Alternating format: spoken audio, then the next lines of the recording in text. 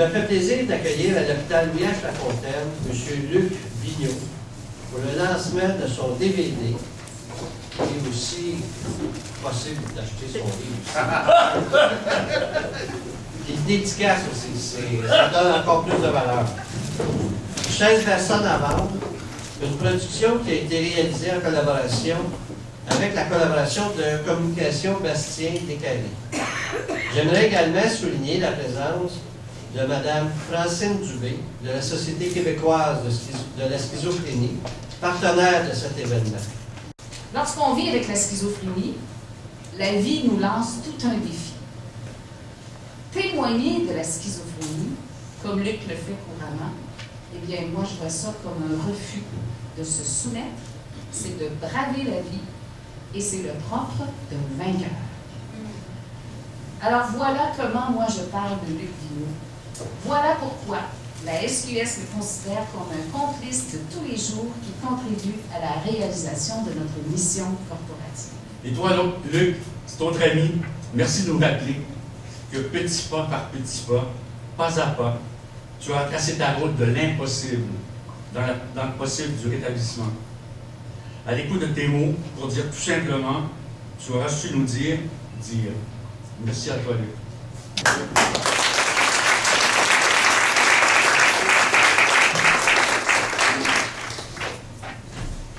Alors, bonjour tout le monde, merci beaucoup. Est-ce que ça fonctionne? Ah, ça fonctionne, fait que je peux... Il est bien! Ah ouais! Vous m'entendez, là, hein? Oui. Ah, excellent, excellent. Hein?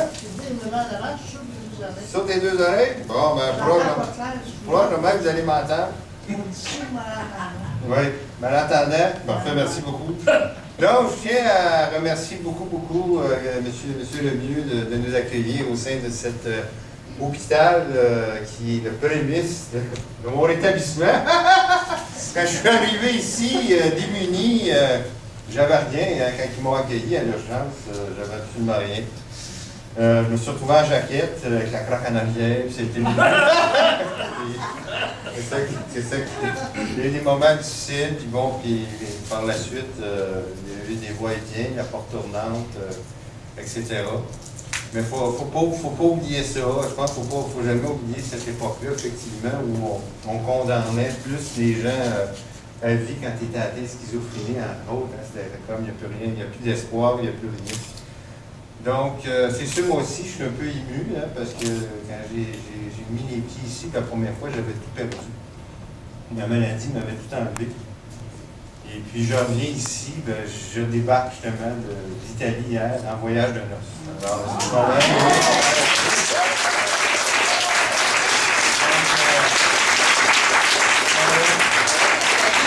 La maladie est là, bravo, Nathalie. Donc, comme quoi que quand on croit aux gens, quand on croit au potentiel du monde, malgré l'effet catastrophique de cette maladie mentale-là, qu'on peut s'établir, qu'on peut, dans le rétablissement et la réadaptation, reprendre du pouvoir sur sa vie. Je pense que c'est ça qui est important. C'est ça que j'essaie de démontrer. J'invite beaucoup des gens à sortir du garde-robe, je peux employer cette expression-là, s'identifier. De casser la honte d'avoir une maladie mentale. Je pense qu'au contraire, c'est comme toute autre maladie. Hein, je pense que l'établissement comme ici fait des efforts considérables pour justement accueillir les gens. Bon, merci M. Lemieux, merci Francine aussi, Joanne, comme tu dis, je suppose qu'elle est, je vois bien. Ah, elle est là? Ah, bon, merci. Agent, ça, je vois Gilles, Daniel, tout, merci beaucoup. Les gens qui ont été présents dans mon parcours, Sylvie, tout ça. Je n'ai pas fini. Quelqu'un derrière me demandait, nous, qu'est-ce que tu as encore des problèmes? Est-ce que tu prends encore des médicaments? C'est oui. C'était oui, j'ai encore des problèmes. Oui, je prends encore des médicaments, mais j'ai une qualité de vie incroyable, extraordinaire, merveilleuse, fantastique, parce que il y a un paquet de choses qui m'entourent. Je ne veux pas parler trop parce que c'est l'heure du midi aussi qu'il y a le DVD à passer. On va regarder ça, puis après ça, je pourrais échanger avec vous. Il y a un micro là, je pourrais répondre plus à vos questions.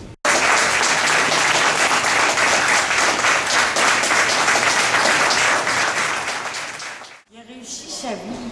Je trouve qu'il a réussi sa vie. Il a vécu des mauvais moments, mais il a réussi sa vie.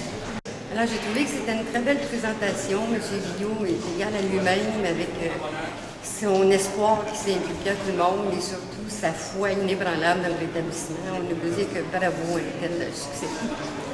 Excellent. Très drôle. La façon dont soutenir le rêve, de partir, de psychiatriser jusqu'à aujourd'hui de son cheminement. Je trouve ça excellent, une idée originale, la chaise versante à part. C'est excellent. Je pense qu'il faut prendre le temps d'enlever ses lunettes intellectuelles et de se laisser atteindre dans notre cœur et dans nos émotions. Et Luc fait ça avec merveille. Et je le remercie du profond de mon cœur.